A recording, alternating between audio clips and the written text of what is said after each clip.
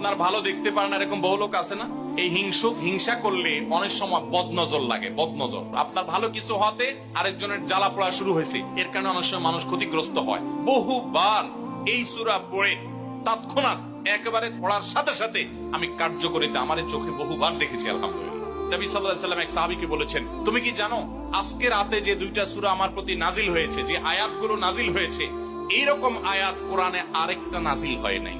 আমার বাসা বাচ্চার কোনো অসুবিধা হলে মাঝে মধ্যে আমার মিসেস বলতেন যে একটু দোয়া পড়ে খু দাও তো। আমি আমার মিসেসকে সাথে সাথে বলি, কেন, তুমি দিলে কি সমস্যা? অনেক সময় বাচ্চাকে নিয়ে আসেন, হুজুর একটু তাকে দোয়া পড়ে ফু দিয়ে দেন, একটু পানি পড়ে দেন। আমরা কি দোয়া পড়ি আজকে সেটা আমি আপনাদের সামনে ফ্ল্যাশ করে দিলাম, জানিয়ে দিলাম।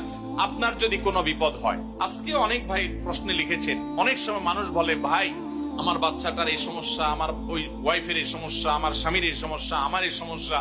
আমরা আল্লাহর কাছে আশ্রয় চাইতে জানি না। আজকে শিখে যান এই দুইটা